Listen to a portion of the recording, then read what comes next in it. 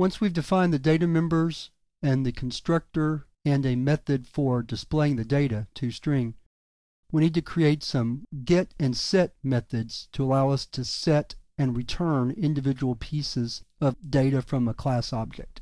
So I'll put a little comment here saying these are called get and set methods. Let's start out with a get method for returning, say, the last name. So here we're going to write public string, because string is the data type of the return value of the method, and we'll call this get last.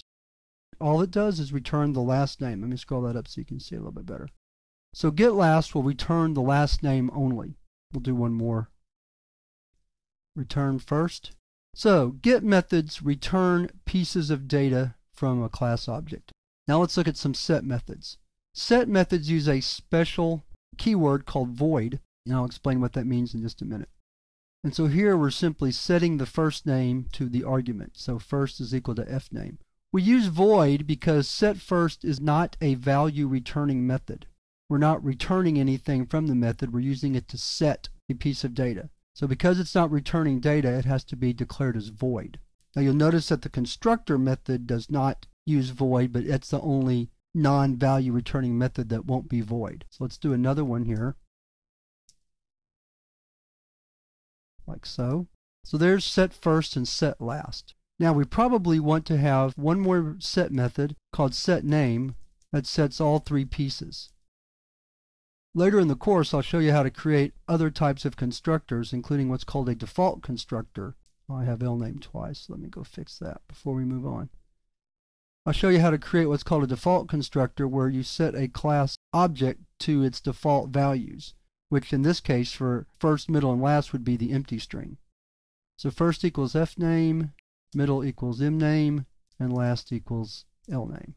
Now this is a good time to mention that in a real program, in a real world application, we would probably write some data validation code in here, making sure that these values weren't empty strings or numbers that were listed as strings, things that would make a name invalid. Now we don't really have time to show you that in this course. That's really not a beginning topic. It's more of an advanced user topic. Just be aware that there are data validation methods that you should be using in real-world programs. And later in the course, when we study classes in more detail, we'll talk about that some. Let's look very quickly at how to use these methods. So the first thing we need to do is create a new name. We'll just make up a silly name here, John Q. Public. Then we'll display it. Then we'll do a set first. Change it like so. Then do another toString, so let's just copy that code. We'll change his last to brown. Do it again. And then we'll do a get first. Let's do it in backward order. Let's do get last plus a comma space plus my name dot get first. So we should see the name and last name, first name order with a comma. So let's compile and run that. And so there we see John Q. Public, and then John Q. Public with John spelled different. Then we changed the last name to Brown. Then we displayed Brown, comma John using get last and get first. So there's a demonstration of how those methods worked.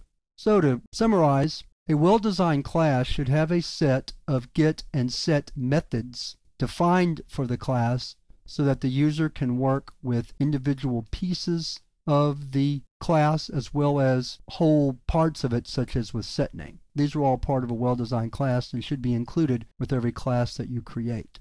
Because set and get methods are so common, C# provides a special feature called properties for working with individual pieces of a class, and we're going to look at how properties work in the next lesson.